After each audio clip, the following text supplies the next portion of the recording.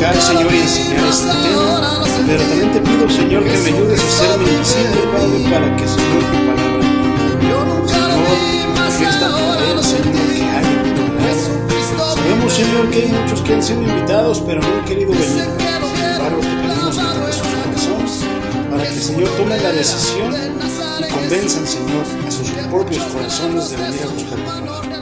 Señor, te pido por todas las personas que van a escuchar esta enseñanza, seas tú abriendo los entendimientos, los corazones, para que, Señor, se atesore ahí, Padre, tu palabra, y entonces puedas transformar vidas y pueda, Señor, tu poder fluir en el nombre de Jesús. Así sea, Señor, pido la atención de tu Santo Espíritu para que yo sea, Señor, glorificando tu nombre, exaltándote y enseñando tu palabra.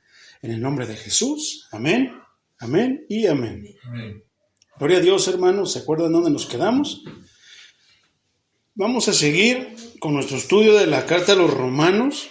Vamos a pasar al capítulo 7.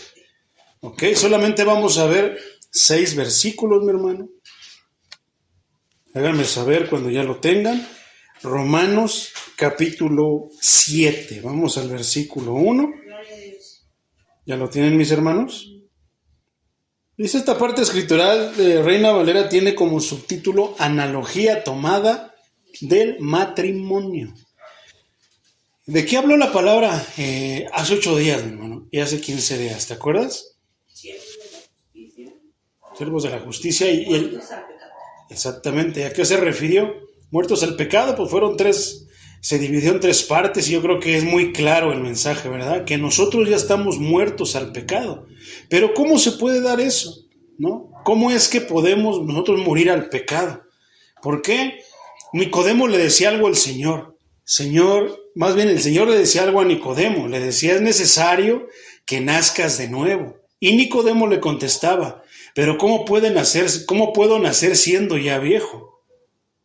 ¿Qué pensamos nosotros cuando nos dijeron que debíamos de nacer de nuevo? Tal vez no entendíamos la razón, la frase, ¿verdad? Lo que nos estaban diciendo como Nicodemo. Nicodemo dijo algo, pues yo creo que lo hubiéramos dicho también nosotros. A final de cuentas, ¿cómo puedo yo entrar otra vez al vientre de mi madre y nacer, verdad? Pero la palabra de Dios nos enseña que sí podemos morir y en el Espíritu volver a nacer. ¿Solamente por qué? Por el poder y poniendo a Cristo en medio de todo. Por Cristo y en Cristo sí podemos morir y también volver a nacer. ¿Cuántos dicen amén? Amén. Entonces, de ahí viene el contexto, hermano, y después que siervos de la justicia, ¿verdad? ¿A qué se refería, hermano, con siervos de la justicia? Siervos, ya sabemos que quiere decir servidores. ¿Y justicia qué? Yo les decía algo muy curioso que el Espíritu me ponía en mi corazón cuando yo iba a definir esa palabra. Y me enseñó que justicia más que una palabra solamente, y decir, pues justicia es hacer lo correcto, justicia es hacer lo que se debe de hacer. El Espíritu me hace sentir que justicia es una manera de vivir. Justicia es una manera de vivir donde haces lo correcto. ¿Y qué es lo correcto? Lo que dice el perfecto. ¿Y quién es el perfecto? Dios. Entonces, morimos al pecado para enterrar todo lo que nosotros realmente hicimos con nuestro corazón perverso y malévolo, y después volvemos a nacer, ¿para qué? Para esclavizarnos, para hacernos servidores ¿de qué? De la justicia, de aquel que es la justicia, de una manera de vivir. Entonces ahora, de repente podía sonar un poquito confuso. Vimos que estaba hablando ¿con quiénes? Con los romanos, por eso es la carta a los romanos. ¿Quién es el que la está hablando? El apóstol Pablo, ¿no? Entonces, el apóstol Pablo está hablando a los romanos, a los judíos. Los judíos de repente también pudieron haber tenido como que esa confusión, ¿no? Tal vez para nosotros ya esté un poquito más clara, o ya esté clara, debería estar ya más clara. ¿Por qué? Porque ya hemos estudiado el contexto. Entonces ahora, no es lo mismo. Yo te aseguro que vas a escuchar o vas a aprender hoy en esta parte escritural a lo que la habías escuchado, tan solo el puro nombre, hermano, dice analogía ¿de qué? Tomada del matrimonio. Entonces, pero muchas veces podemos usar esta parte para hablar de matrimonio, pero en realidad tenemos que venir en el contexto. Y el apóstol Pablo va a usar esta analogía para ejemplificar cómo es que nosotros morimos al pecado y cómo nos hacemos siervos de justicia. O sea, más que hablar en sí del matrimonio, iba a explicarlo, lo va a poner como una ilustración, un análisis de cómo podemos hacer eso y de cómo se hace eso, cómo se ve, cómo se lleva a cabo eso. Me voy a estar apoyando con la versión contemporánea, mi hermano, de Reina Valera. Acompáñame con tu mirada siguiendo tu Biblia. Versículo 1, puesto que hablo con quienes conocen la ley, ahí hay un punto, hermano. No estaba hablando el apóstol Pablo con cualquier persona que estaba pasando por ahí. No, estaba hablando con personas que conocían y que sabían acerca de la ley. ¿Recuerdas qué es la ley? Lo que dejó Moisés, lo que llaman el Pentateuco, la Torá. Eso es la ley. ¿Y qué eran los mandamientos? Mandamientos que el Señor dio al pueblo ¿de quién? ¿De dónde? De Israel. ¿A todos o al pueblo de Israel? Al pueblo de Israel, hermano. Entonces, Pablo se está dirigiendo a esa audiencia y hace una pregunta, mi hermano. Dice, les pregunto, ¿acaso ignoran, hermanos? O sea, que son conocedores, están dentro de un conocimiento, saben de qué están hablando, el tema que están tocando, hermanos, que la ley ejerce poder sobre alguien mientras esa persona vive. ¿Y cuántas veces no hemos usado esa palabra o esa frase para hablar acerca del matrimonio en sí, ¿no? Pero aquí vamos a ver cómo vamos a profundizarlo y a desarrollarlo, porque el tema viene acerca de la ley y los judíos. Entonces, cuando dice, puesto que hablo con quienes conocen la ley, entonces que va a hablar de cosas que no son fáciles de repente de digerir, que solamente personas que han estudiado la Torah, que han estudiado la Escritura, tienen conocimiento y van a poder entender. No es lo mismo cuando nosotros hablamos con una persona nueva que cuando hablamos con una persona que supuestamente ya sabe de la palabra, ya conoce de la palabra o ya inclusive a lo mejor hasta da estudios, ¿no? De la palabra. Entonces, conocen la ley, o sea, que conocen la ley. Pablo, aunque Pablo incluye aquí la ley escrita de Dios, ¿por qué? Porque va a hablar en una analogía acerca del matrimonio, pero aquí Pablo incluye la ley escrita de Dios, no se está refiriendo, hermano, a un código legal específico, sino a un principio que es cierto acerca de toda la ley. Y aquí, dentro de toda la ley, incluye, no importa que sea griega, judía o que sea bíblica, se refiere a todo, ¿ok? Entonces no está hablando de algo legal en específico, sino que se refiere a todo lo que pueda abarcar la ley, todos los mandamientos. Entonces después dice, Reina Valera dice, les pregunto, ¿acaso ignoran, hermanos, que la ley ejerce poder? Se enseñorea, dice Reina Valera, ¿verdad? Entonces, se enseñorea, esto quiere decir, mi hermano, que tiene jurisdicción. ¿Qué quiere decir jurisdicción? Que tiene poder, que tiene, ahora sí que, influencia, que puede, o sea, por ejemplo, ¿tendrá jurisdicción el gobierno del Estado de México en el Estado de Baja California? No. ¿Tendrá jurisdicción el gobierno de Estados Unidos aquí en México? No, porque son diferentes países. Pero aquí dice que sea la ley romana, judía o bíblica, o sea que cualquier tipo de ley, aquí abarca todo, aquí sí tiene, dice, y tiene jurisdicción, se enseñorea, sin importar cuán graves puedan ser las ofensas de un delincuente después de muerto. Esto es bien interesantísimo, mi hermano, porque aquí vamos a entender más qué quiere decir muertos al pecado, porque ya no tiene poder sobre nosotros la ley, la condena y el pecado. Entonces, fíjate lo que te voy a decir. Entonces, tiene jurisdicción, se enseñorea. ¿A quién? La ley, se enseñorea, tiene poder sobre nosotros. Sin importar cuál graves sean las ofensas de un delincuente que haya matado, que haya violado, que haya robado, que haya ofendido de cualquier manera, sin importar lo que fuera, después de muerto, te voy a hacer una pregunta. Hay una persona que comete un pecado, lo meten a la cárcel, está pagando por eso, o vive esclavizado a eso. ¿Tendrá jurisdicción, tendrá poder el pecado, tendrá poder la ley después de que la persona muere?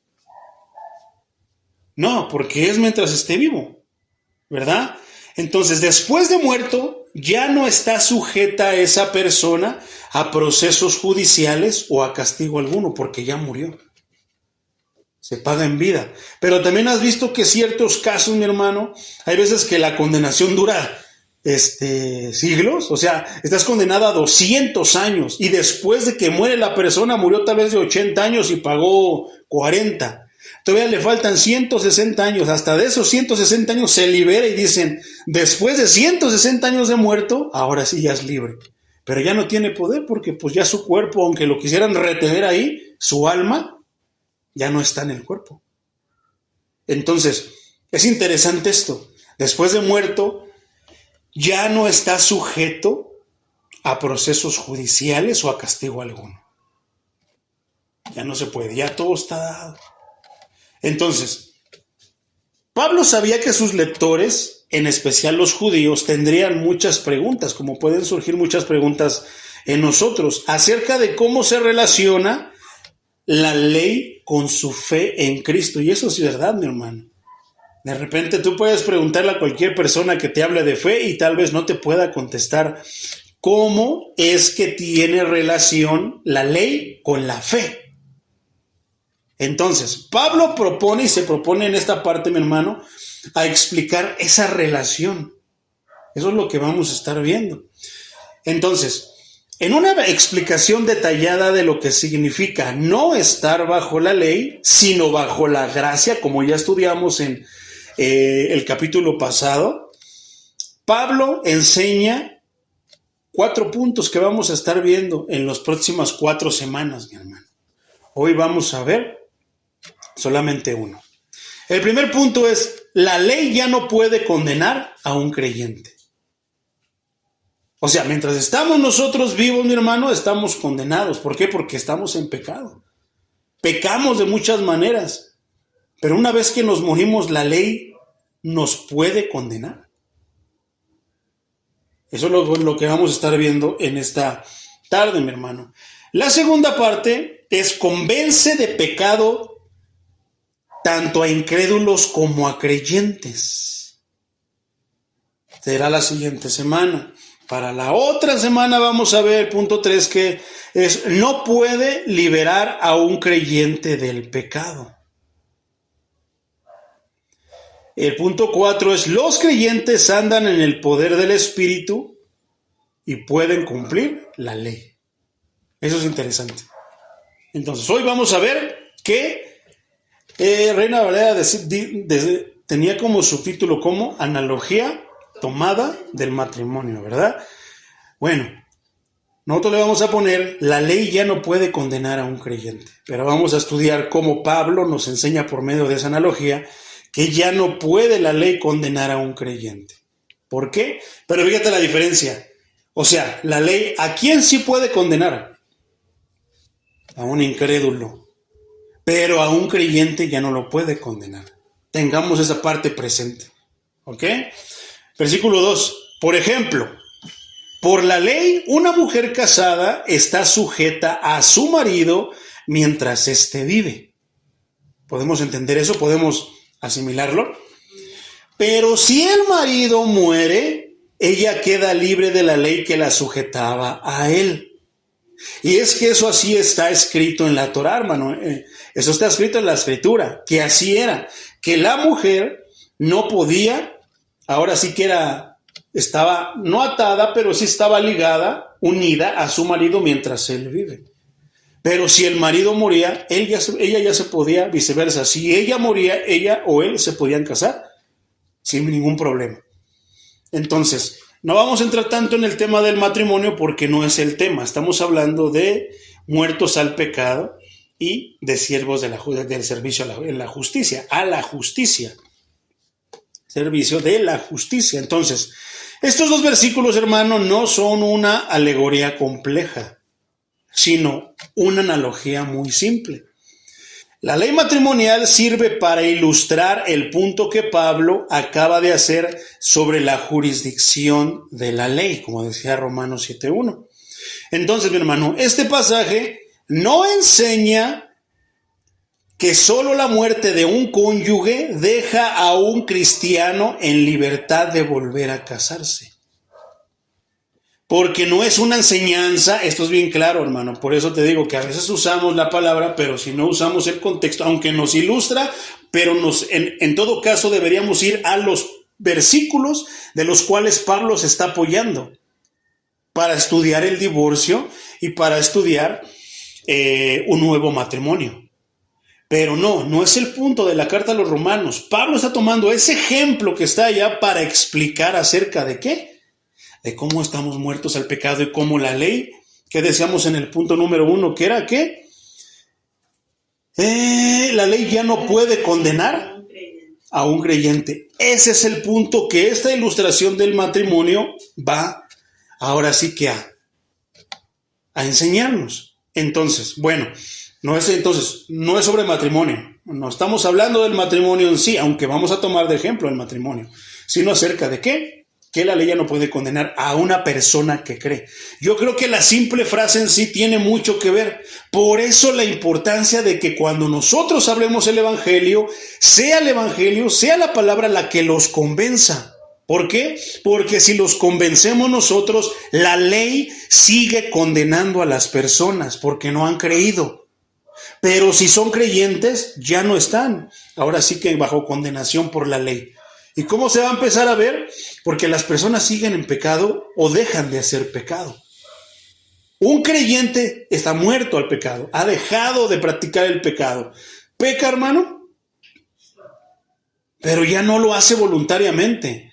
Simplemente así como vas caminando y sin fijarte te tropiezas, así es con el creyente acerca del pecado. Vas caminando, de repente no mides bien y te equivocas, pero no lo haces con la intención, sino que ya sabiendo muchas veces dónde está la piedra, no tropiezas con la misma piedra. Entiéndase por pecado esa piedra. ¿A poco no? Si está el hoyo ahí, ya sabes que debes de pasar y no vas a volver a caer en el mismo hoyo. Pero de repente puedes andar en un camino desconocido, resbaloso, que no deberías de andar, y te resbalas o pecas, pero no lo haces con la intención. ¿Y cómo puedes tú decir, ay, ¿a poco si eso existe? Sí, porque si lo hiciste sin la intención, no lo vas a volver a hacer. Pero si lo hiciste con la intención, lo vas a seguir cometiendo. ¿A poco no? Esa es la diferencia de mentalidades de un incrédulo a un creyente. El incrédulo dice que no quiso, que esto y lo otro, pero lo sigue haciendo. Eso pasa mucho con los hermanitos, con las personas que tienen vicios, con los amigos, familiares, conocidos que tienen vicios. Dicen que no, pero lo siguen haciendo. Pecan con toda la intención. Pero una persona que de repente se equivocó, fue débil y cayó, y dice, híjoles, así, empieza a sufrir, se empieza a arrepentir. ¿Y qué dijimos que traía el arrepentimiento? Un dolor profundo del alma, del corazón. Lloro, ¿verdad? De haberle fallado a Dios. Y va a hacer todo lo posible por no volver a hacerlo. Esa es la diferencia. Por eso, ¿qué pasa si una persona se bautiza y cae? ¿Lo condenamos? ¿Falso? ¿Hipócrita por haberse? No. Tenemos que darle la mano y de entender que está aprendiendo a caminar como cual un bebé está empezando a caminar. Se cae, ¿qué hacen los papás? ¿Qué hacen los mayores? Lo levantan y ¿qué? Lo enseñan a caminar. Tenemos que entender que se pueden caer, que pueden seguir pecando o tú ya no pecas.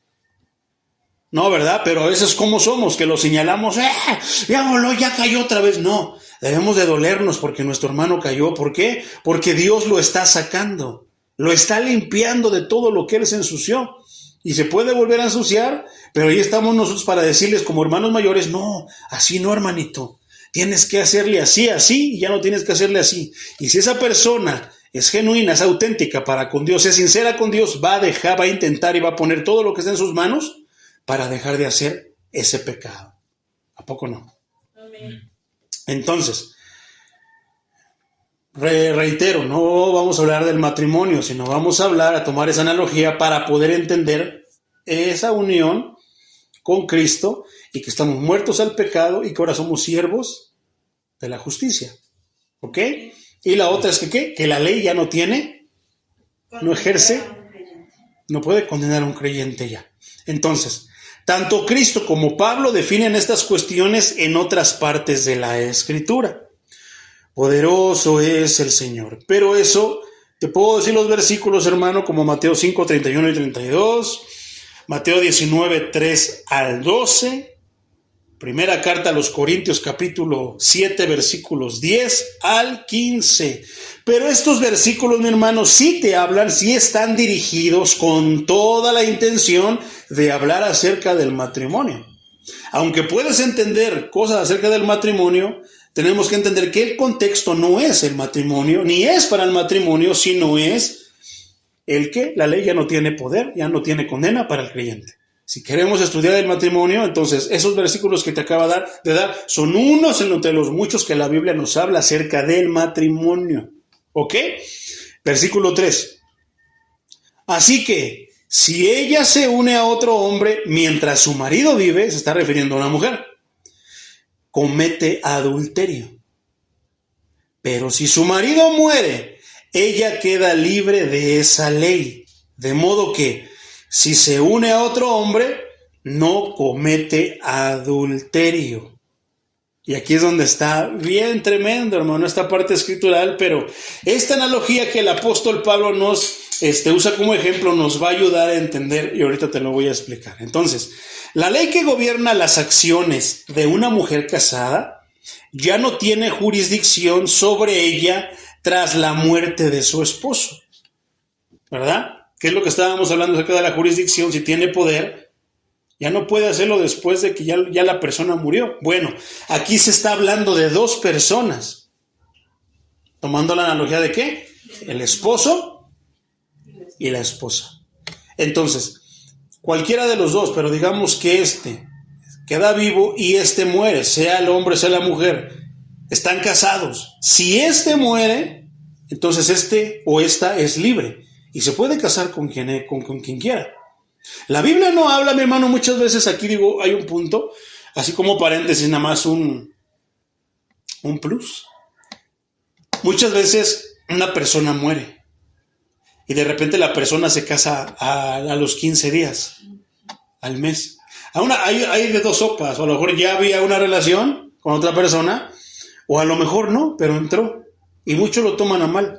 Pero ¿por qué tomarlo mal si la ley dice que mientras el marido vive, sí, tiene que estar ahí, pero si muere, es libre de casarse con quien quiera? Se ve mal, es mal visto. Pero Dios no dice, espérate 1 año, espérate 3 años, ya no te cases. No, dice, muere, eres libre.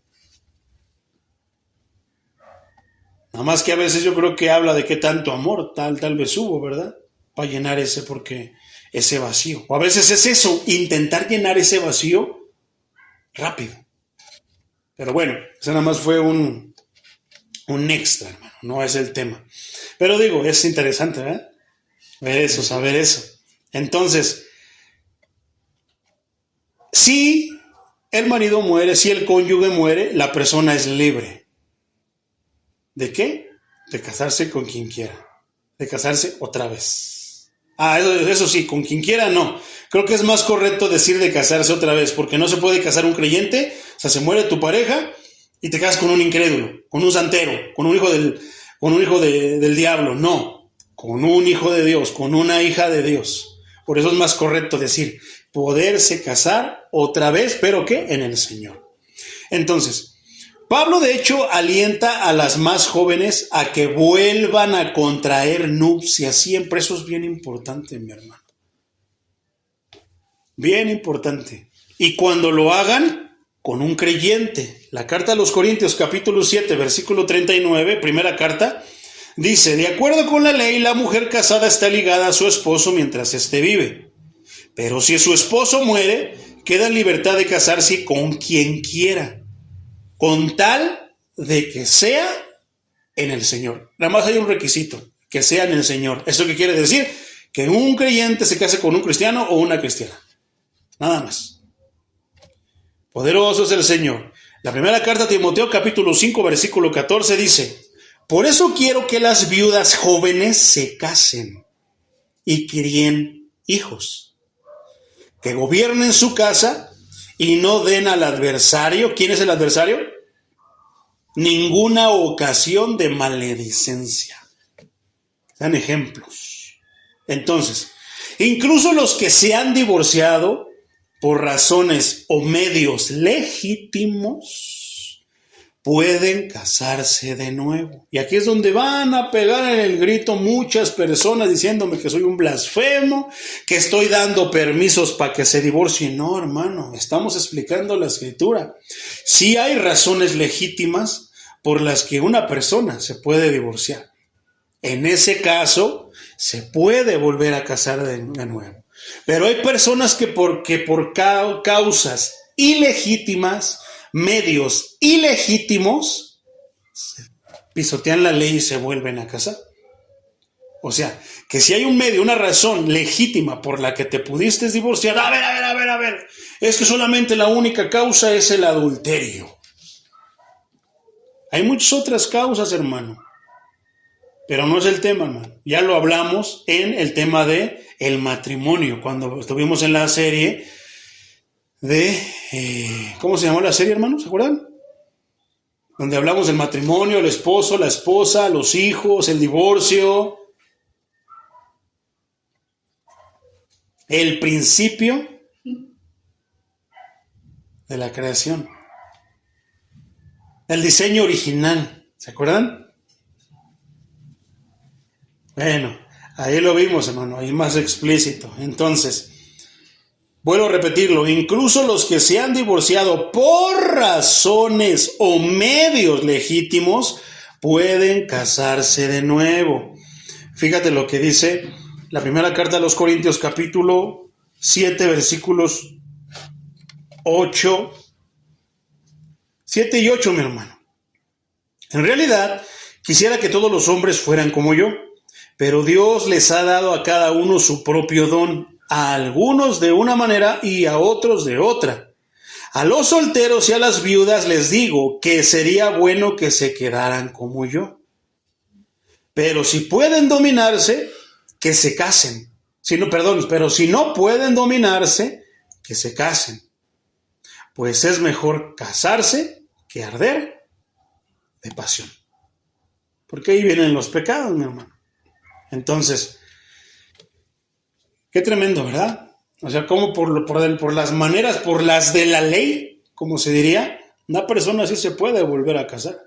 No es la intención del Señor que un matrimonio, eso siempre lo vamos a defender a capa y espada, que no es la intención del Señor que un matrimonio se separe, pero llega a haber casos especiales, extremos y especiales en los que el Señor pueda permitir.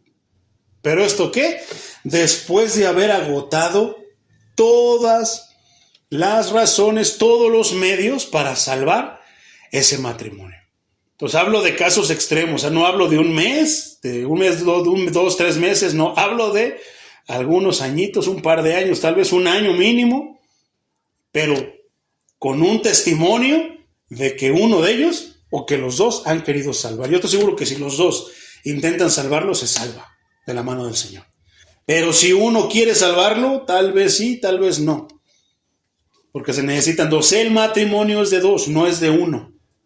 Es de dos. Por eso no basta con que uno quiera. Tienen que querer los dos. Si los dos quieren, estoy seguro que nunca va a pasar el divorcio.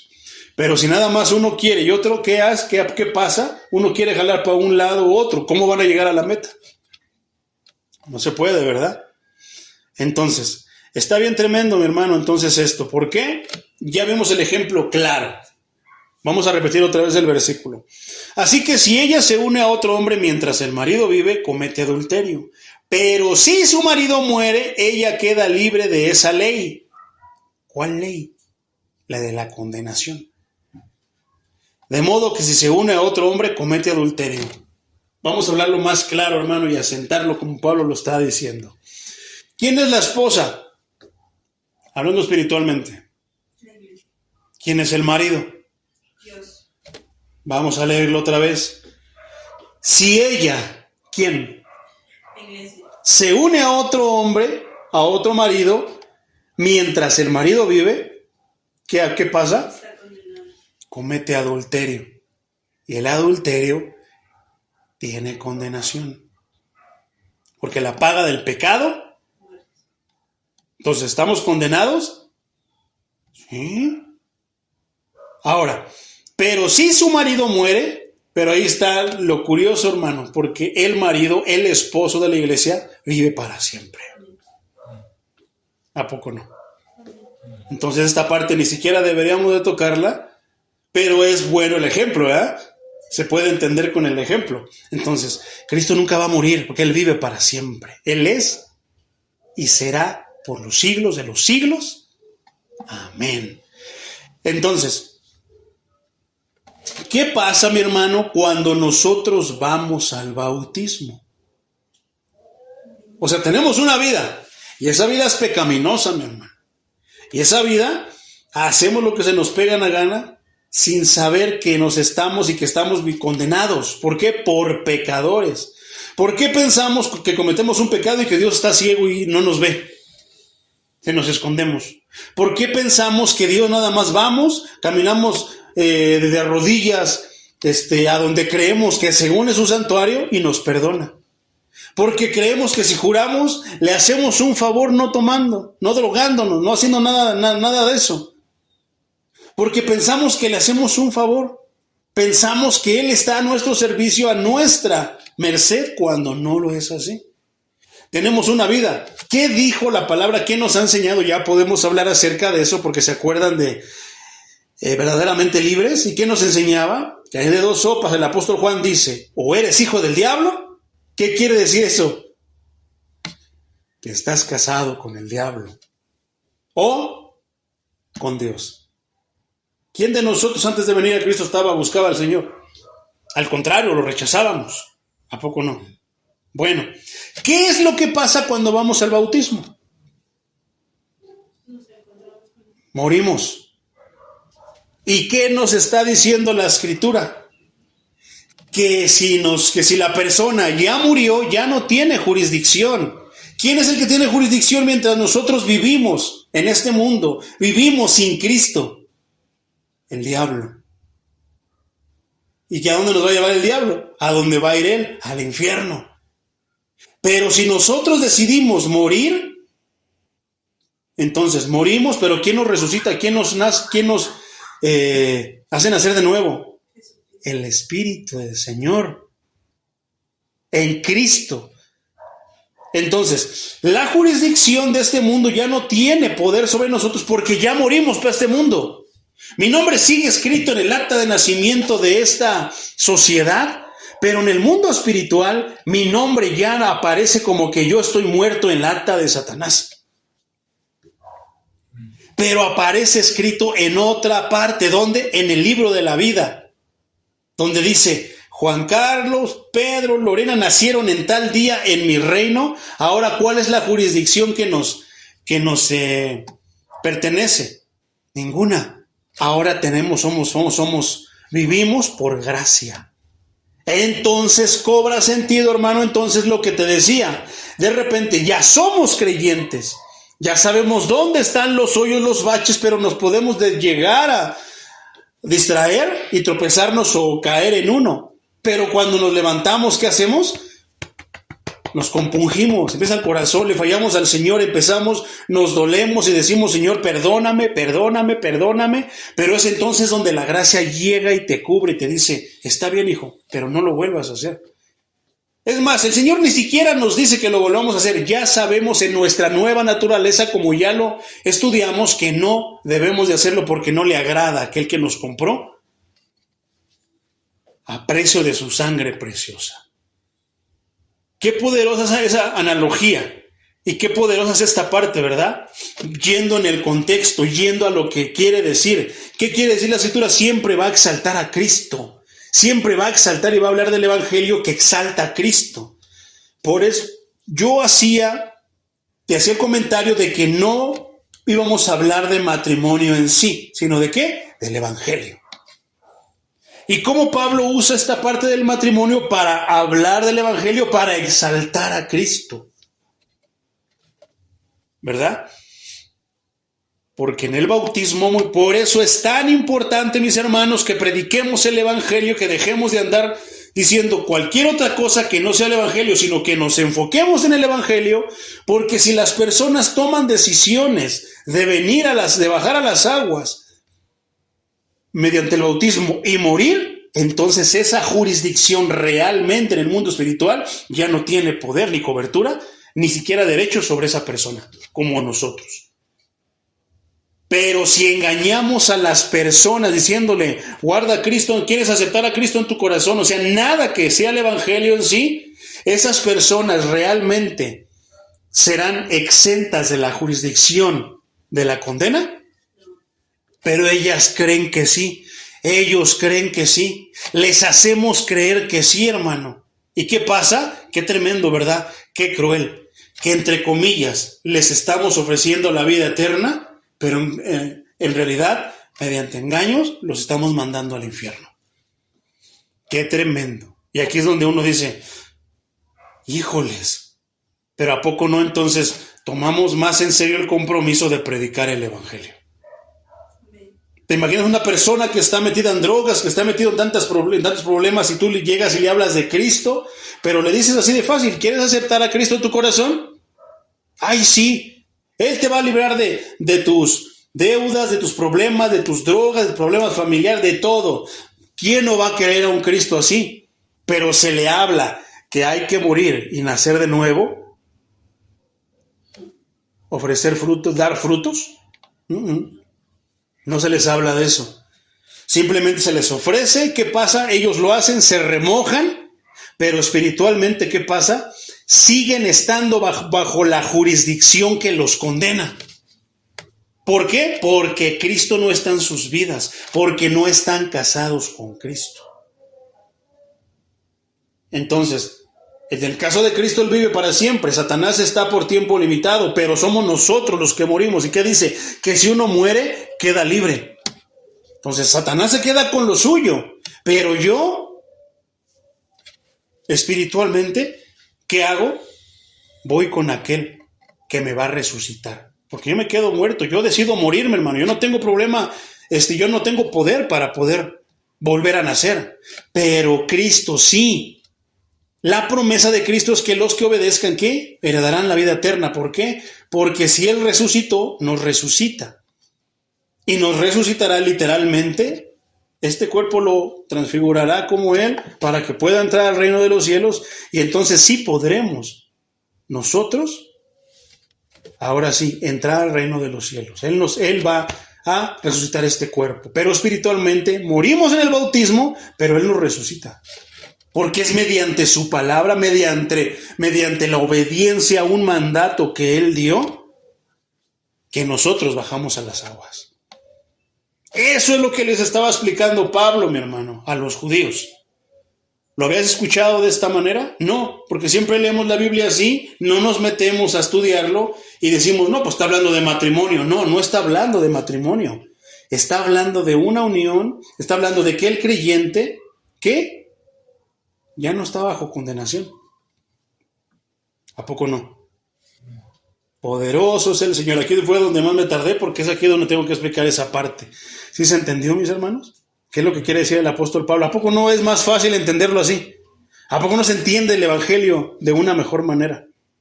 Entonces, dice el versículo 4. Así también ustedes, hermanos míos, por medio, aquí ya lo aclara más. Me estuve enfocando acerca de lo que es esa parte, esa analogía, pero aquí ya lo aclara más. ¿Por quién? Así también, hermanos míos, por medio del cuerpo de Cristo han muerto a la ley, para pertenecer a otro, al que resucitó de los muertos, a fin de que demos fruto para Dios. Pareciera que esto solamente le dicen que resucitó de los muertos y le cortan la otra parte, hermano. No, tenemos que leerlo completo. ¿Y qué dice completo? Así también ustedes, hermanos míos, por medio del cuerpo de Cristo han muerto a la ley. Qué bonito, gloria a Dios. Eso me gusta. Para pertenecer a otro. Aleluya. Me empiezo a emocionar más. Que resucitó de los muertos. Gloria a Dios. Nadie como el Señor. Y ahí le cortan. No, hermano. Tiene una coma y sigue. Que dice, ¿a fin de qué? De que demos fruto. ¿Para quién? Para Dios. Entonces es necesario que demos fruto. Vamos a verlo más adelante. Entonces vamos a comenzar con esa palabrita. Así también aquí viene la conclusión o la aplicación lógica del argumento que Pablo nos acaba de compartir del versículo 1 al versículo 3. Después dice, así también, habéis muerto. La construcción griega de este verbo recalca, dos puntos importantes. El primer punto es, esta muerte sucedió en un instante en el tiempo, con resultados que son completos y definitivos. Cristo murió en cierto tiempo, hace 2025 años, hermano, no, menos, porque estuvo 33 años aquí. Murió hace más de 2000 años, una vez, y tuvo un efecto, que será hasta que Cristo se lleve a su iglesia y a su pueblo a su presencia. ¿Ok? El segundo punto es, otra persona, en este caso, Dios mismo, es quien inició esta muerte, literal, os hicieron morir. En respuesta a la fe, ¿en qué? En su Hijo. Por eso es que no podemos juntarlos como el mismo, porque no, si la Biblia nos habla de Padre, Hijo y Espíritu Santo, solamente así se puede entender. Por eso a veces vienen las confusiones, hermano. Y aquí dice que ¿qué? Que en este caso Dios mismo es quien inició esta muerte, nos hizo morir, en respuesta a la fe en su Hijo. Dios hace que el pecador creyente, ¿te acuerdas de esa frase, hermano? Que no es lo mismo un pecador incrédulo que un pecador creyente, muera para siempre a la condenación y al castigo de la ley. ¿A poco no? Ahora, otra parte, completando este versículo, mediante el cuerpo de Cristo, porque Él, como sustituto por los pecadores, sufrió el castigo del pecado que la ley demandaba. ¿Por qué entonces es tan importante? ¿Y por qué dice? Por medio del cuerpo de Cristo, ¿quién fue el que murió colgado? Y no se supone que debería haber sido yo, pero al aceptar yo morir para hacerme siervo de la justicia, ¿quién es la justicia? Entonces, ahí fue, Él pagó todo eso. O sea, fíjate qué poderosa es la muerte de Cristo. Qué poderosa es la resurrección de Cristo. Qué poderoso es el sacrificio de el Padre para con nosotros. Porque sin Cristo no podría darse nada de esto. Sin Cristo esto no podría ser. Por eso no podemos hacer a Cristo a un lado. Al contrario, debemos de ser bien cristocéntricos. Si nosotros cuando prediquemos seamos cristocéntricos y prediquemos de manera cristocéntrica, la predicación cabrá en cualquier tipo de movimiento, en cualquier tipo de denominación. Y donde no quepa la predicación de Cristo, es que ellos no son cristianos. Es que ellos son los torcidos, no nosotros. Por eso debemos de tener la tranquilidad de que mientras prediquemos a Cristo y a este crucificado y resucitado, estamos haciendo lo que le agrada al Padre. Estamos dando ese fruto que el Padre quiere. Entonces, mediante el cuerpo, porque fue Cristo el que murió ahí. Entonces, para que seáis de otro. Así como la viuda, en la analogía del matrimonio de Pablo, ¿qué pasaba con la viuda? Si se moría el marido, era libre. ¿Y qué podía hacer? Poderoso es el Señor. Ah, Señor Jesucristo. Entonces murió mi yo. Entonces realmente, ahora que maté a mi yo, sigo siendo yo, pero maté a mi yo, murió mi yo, entonces soy libre. ¿Para qué? Para casarme. ¿En quién? En el Señor. ¿Y con quién decidimos casarnos cuando nos morimos al mundo? Con Cristo. Por eso la iglesia es la esposa de Cristo. Entonces, así como la viuda en la analogía de Pablo quedó en libertad de volverse a casar, el creyente ha sido liberado de su relación hostil con una ley que lo condenaba. Morimos, la ley ya no tiene poder sobre nosotros. Pero digo, haciéndolo en Cristo. Entonces, ¿por qué? Dios nos resucita ahora podemos nosotros escoger. Entonces, quedó en libertad de volver a casarse. El creyente ha sido liberado de su relación con una ley que lo condenaba y está en capacidad de casarse de nuevo, esta vez. ¿Qué dice la Escritura? En el Señor. Entonces, ¿qué quiere decir eso? Solamente es válido si lo hacemos con Cristo. Si no lo hacemos con Cristo, ni siquiera vamos a llegar al morir y nacer de nuevo. Porque precisamente el nacer de nuevo viene de Él, es por Él y es para Él. Pero si lo quitamos, no se puede. Eso no, simplemente es una tontería. Ni siquiera podíamos mencionarlo. Pero es por Cristo en su cuerpo que lo podemos hacer. Entonces, a fin de que ¿qué? Que llevemos frutos ¿a quién? Para Dios. ¿Qué es el fruto, hermano? ¿A qué se refiere con fruto? No hablamos de que los frutos es una vida transformada, una mente transformada, un corazón renovado, una vida transformada. Cualquiera puede decir que su vida ya fue transformada y cambiada, pero hay una razón que nos va a permitir saber si eso es verdad o no. ¿Cuál es? Que sus actitudes van a ser manifiestas, que esos cambios van a ser manifiestos, van a ser notorios, van a ser, no, pues sí, fulano era así, pero sí, cierto, Cristo lo transformó. Él dice que es Cristo, pero era enojón, ya no es enojón, era esto, ya no es eso, ya lo que eras antes ya no lo eres. Todavía queda un poquito eso, pero bueno, estás en ese proceso para terminar con eso, dentro de lo que te corresponde, porque todo lo va a hacer Cristo el día que Él venga. Ahí sí, por completo, todo será hecho.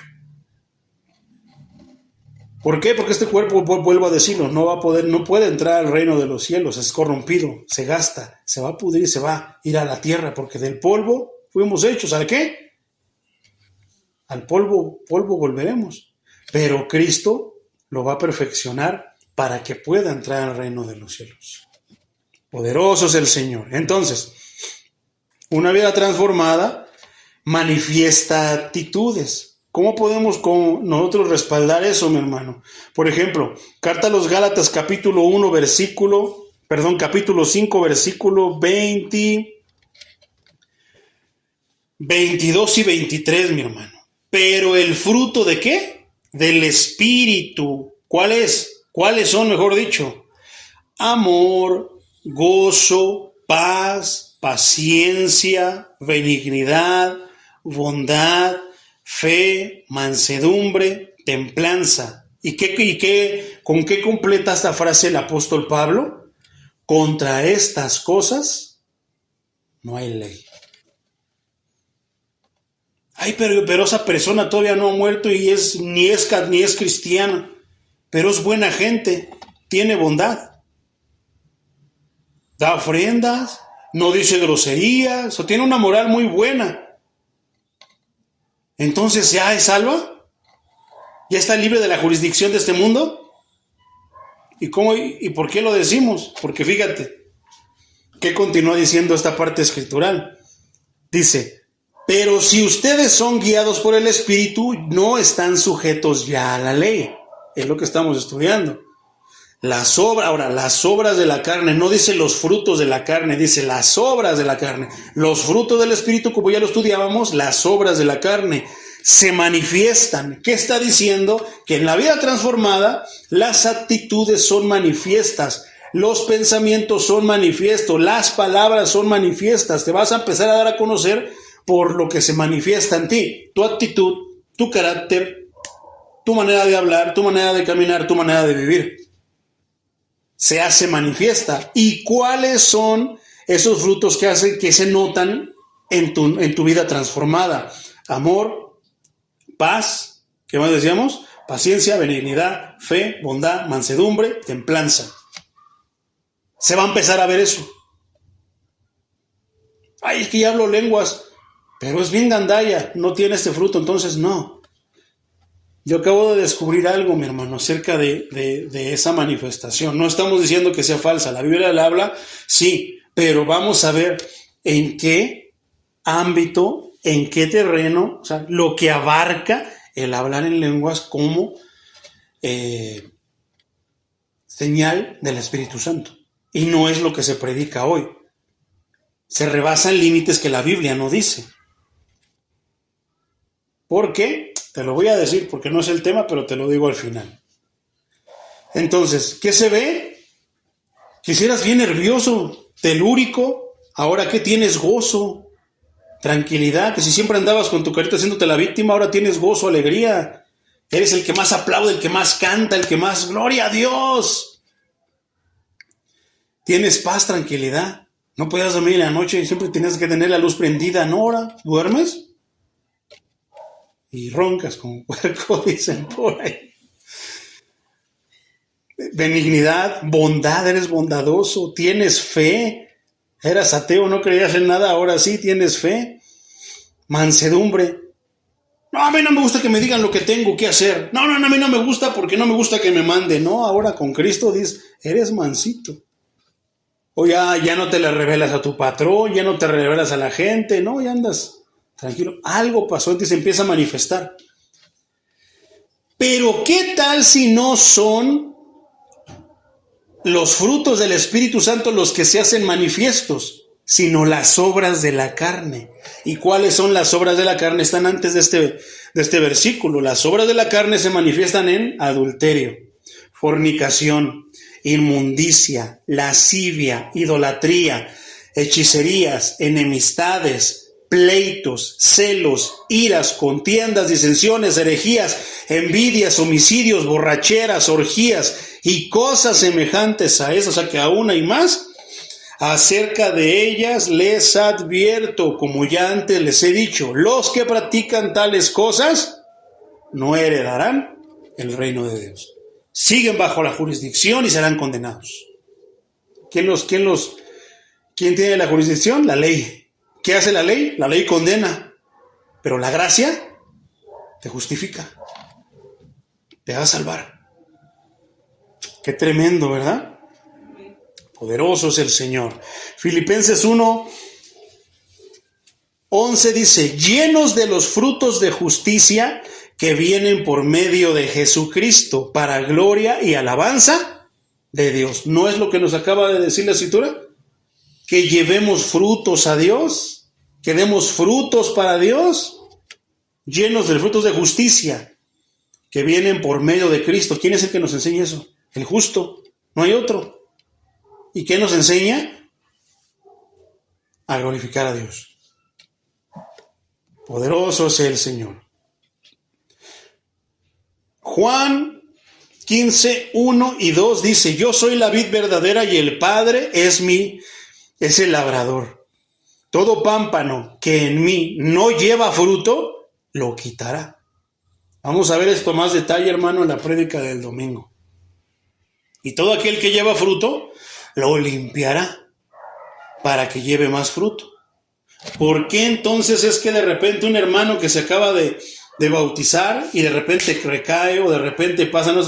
Es la manera de limpiar de Dios. No es que Él se los provoque, sino que ya está en nosotros, pero Él nos empieza a limpiar. ¿Por qué? Porque al momento de que te vuelves a levantar, si eres sincero con Dios, vas a decir, híjoles, hice ya compromiso con Dios y le fallé. No, me tengo que limpiar. Que de repente caes, el Señor sabe de qué manera limpia tu mente, limpia tu corazón, limpia tus manos, limpia tu cuerpo, no lo sé. Él sabe de qué te tiene que limpiar, por eso permite las cosas.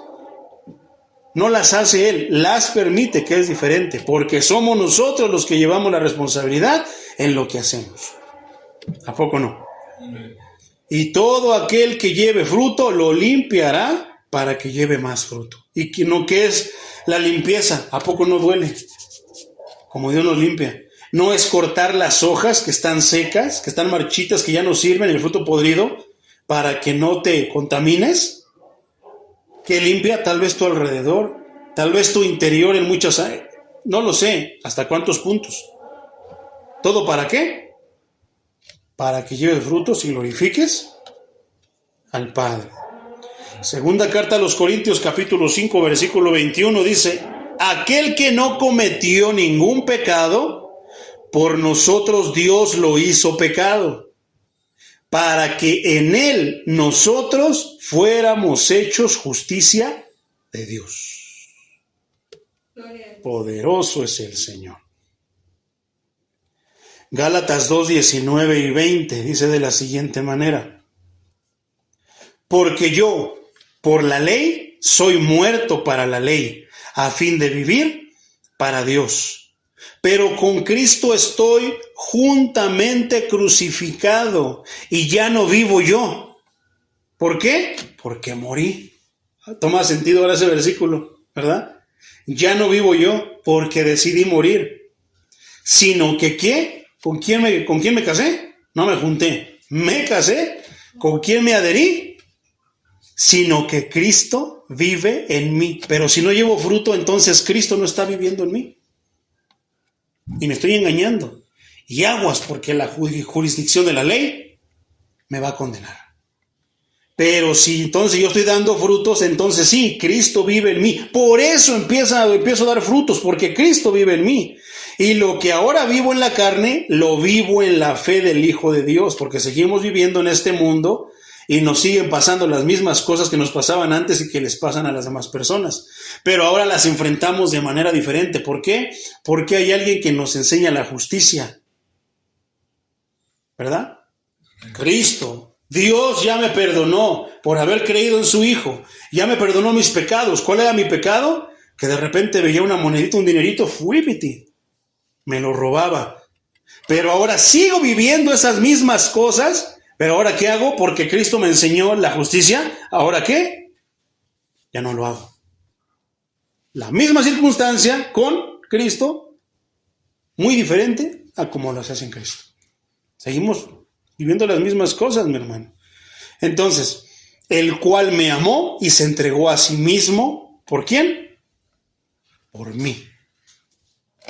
Efesios 2:10 dice: nosotros somos hechura suya. ¿De quién?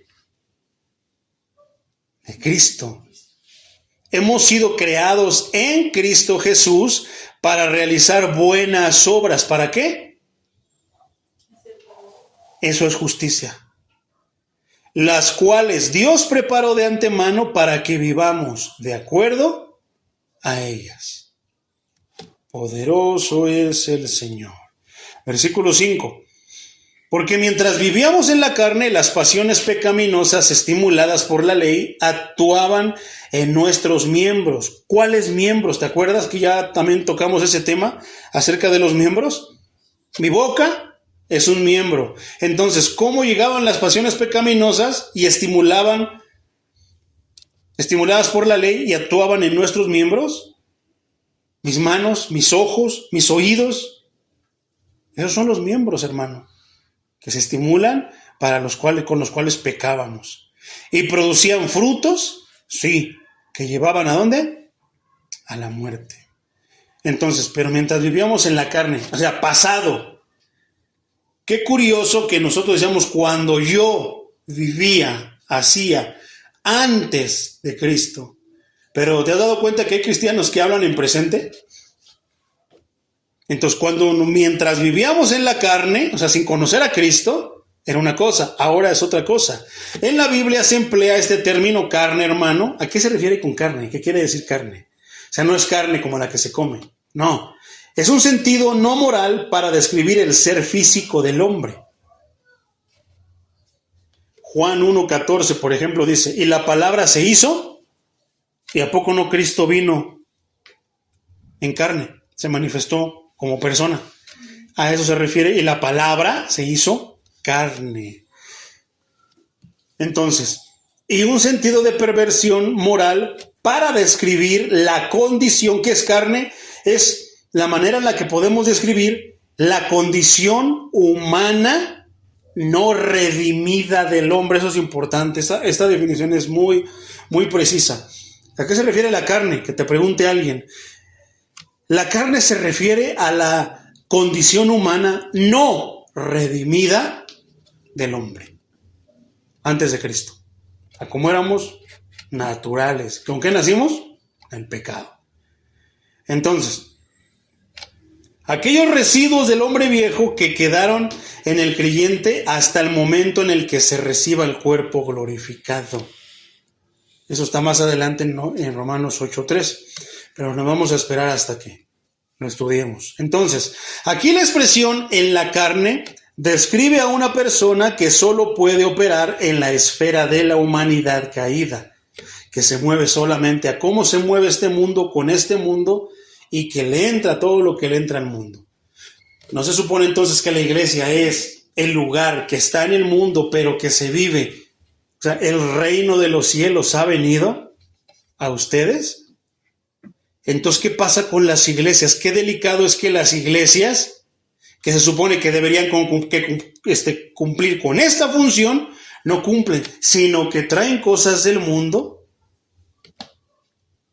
para modernizarla, para componerla, para ayudarla, para no sé qué tantas cosas. No debería ser así, pero ahí está lo tremendo de una iglesia que sí trae cosas del mundo, que se parece más al mundo que a su Señor. Pero eso sí, levantan sus manos y dicen, tú eres mi Dios, tú eres mi Señor, tú eres mi Salvador. ¿Realmente será el Salvador? Una persona que se droga, que hace todo lo malo, todo tipo de pecado, como los que leímos, pleitos, celos, envidias, orgías, borracheras, idolatrías, hechicerías, adulterio, fornicación, homosexualidad, todo eso, diciendo, Jesucristo es mi Señor. ¿Será su Señor? No. ¿Por qué? Porque si nosotros decimos que Cristo es nuestro Señor, debemos de parecernos a nuestro Señor. Tal vez no nos parezcamos a Él totalmente porque Él es perfecto y nosotros no. Pero sí va a haber muchas cualidades, muchas actitudes en las que nos vamos a parecer a Cristo. ¿Por qué? Porque las aprendimos de Él. ¿Y cómo las aprendimos de Él? Estando en su casa de oración, alabándole, exaltándole. ¿Y qué? Escuchando su palabra. ¿A poco no? Amén. Entonces, poderoso es el Señor. Aunque el creyente pueda manifestar algunas de las obras de la carne, nunca puede estar otra vez en la carne. Mientras, vuelvo a lo mismo, estemos en este cuerpo, vamos a presentar ciertas cosas de la carne, pero ya no vamos a vivir en la carne. Se va a echar de verlo luego. Somos bien devotos, trabajamos en la obra del Señor, nos esforzamos para la obra de Dios, obedecemos a Dios, pedimos con regularidad, dime tu voluntad, Señor, para mi vida. Quiero glorificarte, exaltarte, como decía el canto, que mi vida te exalte y que mi vida te adore. La mejor adoración que le podemos ofrecer al Señor. Poderoso es el Señor. Efesios 2:3 dice, entre ellos todos nosotros también vivimos en otro tiempo, seguíamos los deseos de nuestra naturaleza humana y hacíamos lo que nuestra naturaleza y nuestros pensamientos nos llevaban a hacer. Éramos por naturaleza objetos de ira con los demás. Después dice que mientras vivíamos en la carne, ya sabemos lo que es la carne. Entonces, ¿qué es la carne? Es la condición humana no redimida del hombre. Poderoso es el Señor. Entonces, ahora dice, pasiones pecaminosas. Las pasiones pecaminosas son los impulsos abrumadores de pensar y hacer el mal. ¿Piensas? Lo haces. ¿Piensas? Baja aquí, de aquí ya está casi saliendo para hacerse. Poderoso es el Señor. Entonces, ¿qué caracterizan a los que están en la carne? Otra vez, son los impulsos, o sea, brotan. No tiene que planearlo, le sale por sí solo. O sea, el ratero es ratero.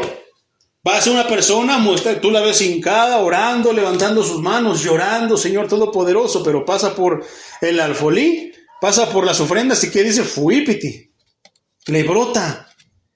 De repente, Dios nos pone en una situación donde se requiere que tengamos mansedumbre, humildad, paz, algo por el estilo, y el que está en el espíritu, ¿qué? Actúa conforme a eso, porque le brota. Cambió su interior, es su manera de vivir, su justicia se hace notoria. Pero una persona que no está viviendo en el espíritu, ¿qué pasa? Le brota la carne. ¿Y qué pasa?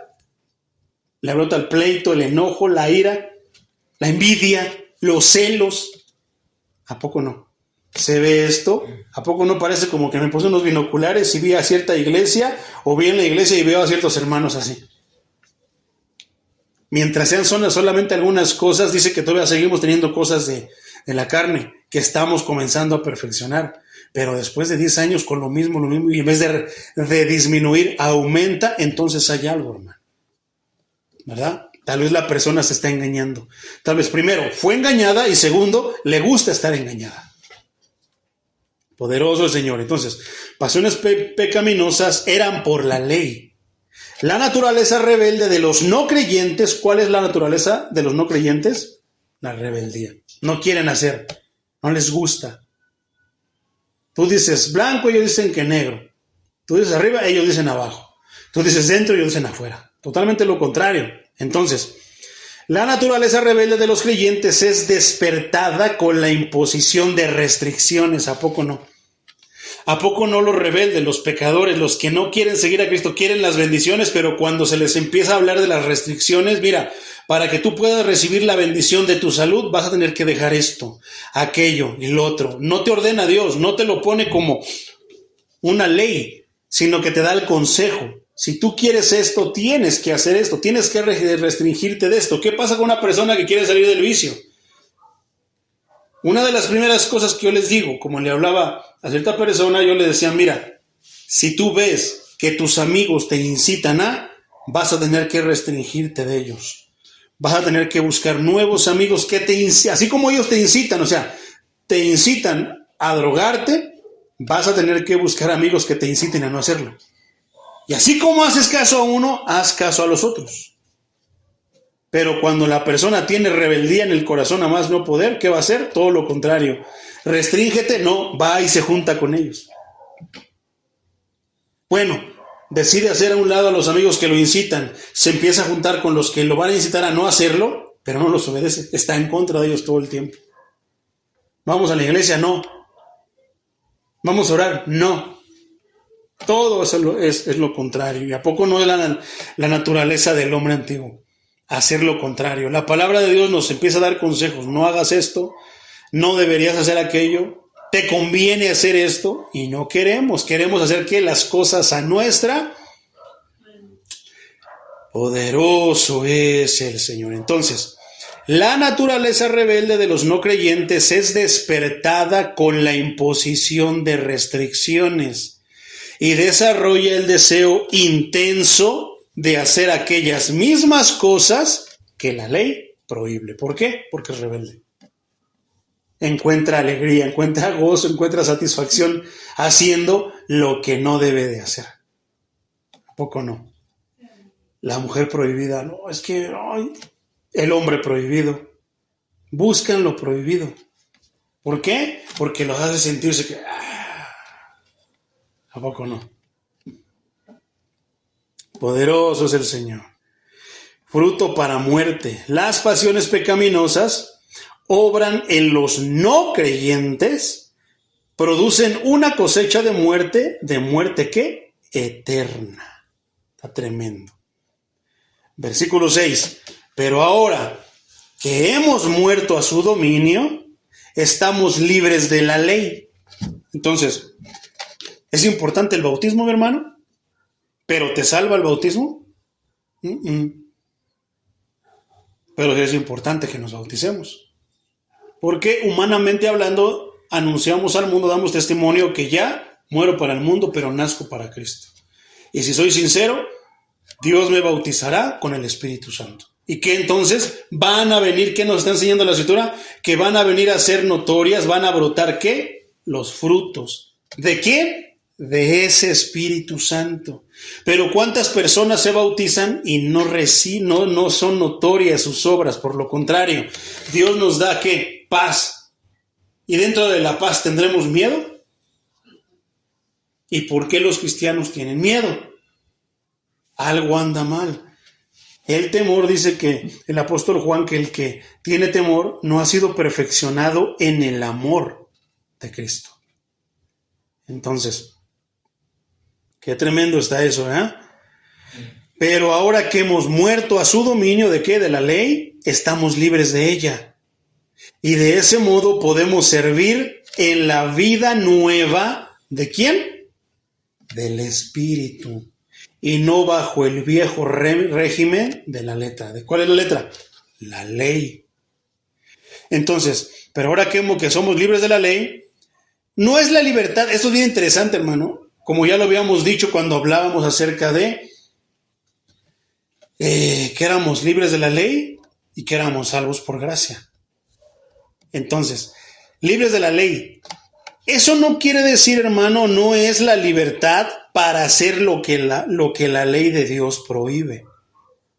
Porque a veces pensamos que porque somos libres podemos hacer todo tipo de... ¿Te acuerdas que hablábamos de la ley bíblica, ley griega o la ley judía? Y que si nos hacía libre, era libre de toda ley.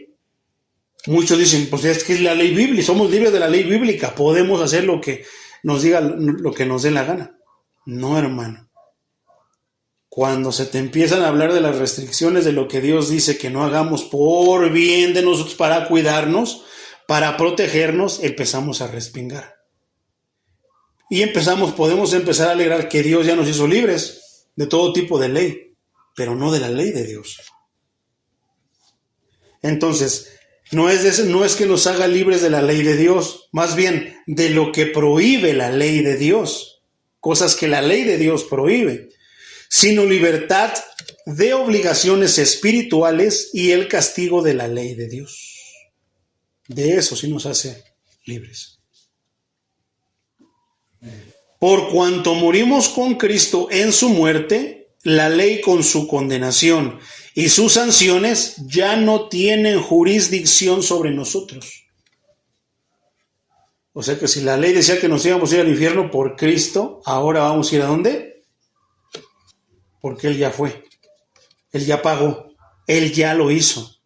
Y por eso nosotros ahora somos salvos. Ahora puedes entender mejor por qué Satanás odia tanto al ser humano. Porque el ser humano tiene esa oportunidad que él ya no tiene. Por eso, ¿para qué dar importancia a lo que él piensa, a lo que él diga? No, demos importancia a lo que nos dice la palabra. Olvidémonos de atar, de amarrar antes del culto, de esto. No, pensemos, dispongamos mejor el corazón para escuchar lo que nos va a decir la palabra. Antes de yo atar y desatar demonios y todo, amarrarlos, echarlos fuera, no, hermano. Me concentraré en el Espíritu Santo y en lo que la palabra de Dios dice para que ustedes, ¿qué? Absorban y atesoren lo que la palabra tiene ahí. Entonces, después dice, estamos libres de la ley y de ese modo podemos servir. Sirvamos, dice Reina Valera.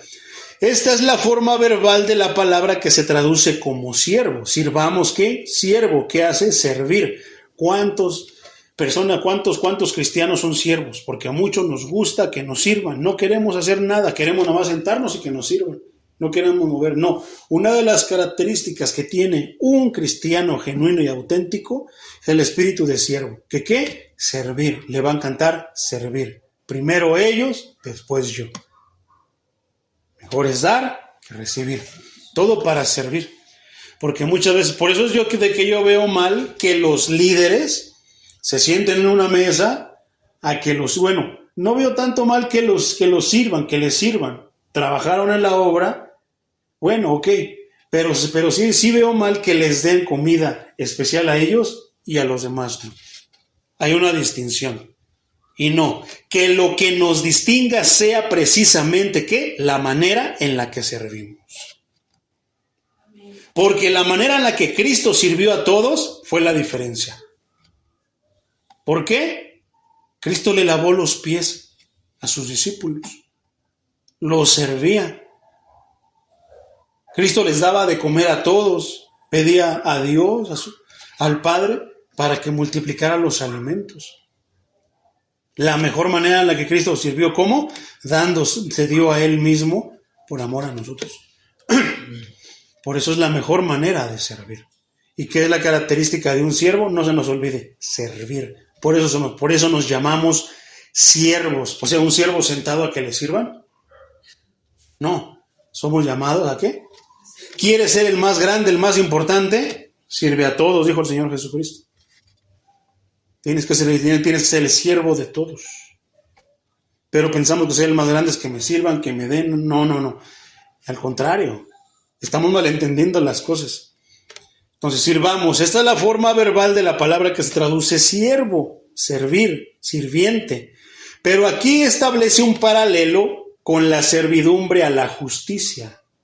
¿Y cuál fue el tema pasado? Siervos de la justicia. Pues para llegar aquí y de quedarnos, ¿cómo será siervo de la justicia? No, ya lo vimos, que es ser siervo de la justicia. Que lo que la justicia diga, nosotros lo hacemos. Que lo que la justicia enseña, nosotros lo enseñamos, nosotros lo damos. ¿Con qué? Con el ejemplo primeramente. Poderoso es el Señor. Y esto subraya el aspecto no voluntario de este servicio. El creyente no solo está en capacidad de hacer lo que es correcto, sino que lo hará porque así está determinado. No lo haces porque lo crees, sino haces porque lo dice. Es diferente. ¿Qué decíamos? ¿Qué decía yo la otra vez? La convicción no está por la experiencia no está por encima. ¿De qué? ¿Te acuerdas? Yo les dije, presten atención porque esa frase está bien interesante. La experiencia no está por encima de la palabra. Entonces, ¿qué? Es lo que estábamos viendo aquí, que no bastaba. ¿Qué enseñábamos hace poquito que yo les compartí acerca del bautismo? Que no es por convicción, sino ¿por qué? Por obediencia. No lo hacemos porque sí me convenció, porque va a haber muchas cosas que no nos van a convencer, que no nos van a cuadrar, que nos van a hacer disparates. Pero si Dios lo dice, hagámoslo. Por eso. Yo no tomo, no porque me convencí de que me hace mal, porque Él me dice que no me conviene, que no quiere que yo sea así. ¿Por qué no digo groserías? ¿Porque ya me convencí que me veo mal? No. Porque Él me dijo que no lo hiciera. Por eso, nada más. Eso es ser un siervo. Él dice, yo obedezco. El patrón le da instrucciones al siervo. El siervo solamente escucha, no cuestiona, no pregunta. ¿No será mejor así? No, esto, no, otro, no. Solamente escucha, obedece. Por eso es que la convicción no es por convicción el bautismo, sino por obediencia. Porque Él lo dijo. Porque ahí podemos encontrar muchas cosas. Sí debemos de entender, de saber para qué es el bautismo, pero es por obediencia. Es que no me siento convencido. No, es que no es de que te sientas convencido. Tal vez mueras y no te convenzas, sino que lo haces por obediencia. ¿Por qué? Porque Él dijo, ir por todo el mundo y predicad el evangelio y hagan discípulos. Y aquel que creyere y fuere bautizado, ¿qué va a pasar? Será salvo. Poderoso es el Señor. Entonces, régimen del nuevo espíritu.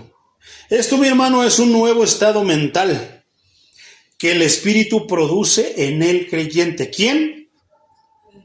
¿Se le predicaron mentiras? Por eso es de que no cuadra, que no funciona, no chive. Por eso no sirve. Por eso no funciona como tal, porque no fue el espíritu quien lo activó. No fue el espíritu que lo produjo. Tal vez fui yo, tal vez lo convencí, lo mareé y por eso lo hizo. ¿Y por qué no veo los cambios? ¿Por qué no veo que broten las características, las actitudes del Espíritu, los frutos del Espíritu? Porque no fue el Espíritu, fui yo. Fuiste tú mismo, te engañaste, te convenciste. No. Ahí hay algo bien importante que no está en tus manos ni está en mis manos, está en las manos de Dios. ¿Y cómo lo va a hacer? Por medio de su Espíritu. Entonces, es un nuevo estado mental que el Espíritu produce en el creyente. No puede ni va a pasar en un no creyente. Solamente se ven los creyentes. Hay una persona que viene a la iglesia, pero no le ha pasado esto, no tiene un estado nuevo mental. ¿Por qué? Porque no ha sido lleno del Espíritu Santo. Pero ya tiene 15 años, 20 años. No le hace. Es el pastor, aunque sea el pastor. Hay pastores que no tienen el Espíritu Santo. Por eso hablan cada tontería, cada barrabasada. ¿Y cómo se caracteriza? Es caracterizado por un deseo y una capacidad renovados. Son nuevos. Ya no es lo que es antes, sino lo que Él, le basta lo que Él dice para guardar la ley de Dios. Ahí está. Régimen viejo de la letra. El código escrito y externo que solo pudo producir hostilidad y condenación. Porque ya estudiamos en las partes anteriores de Romanos, en el capítulo 3, 2, 3, ¿qué? Que la ley produce ¿qué? Condenación. La letra es la ley. No se refiere al estudio, sino a la ley. Y como no pudimos cumplir la ley, ¿qué va a pasar? Estamos condenados. Pero hubo alguien que la cumplió y tomó mi lugar. Y yo voy a ser levantado juntamente con él. ¿Y me librará de qué? De este mundo. Poderoso es el Señor. Vamos a orar, mis hermanos.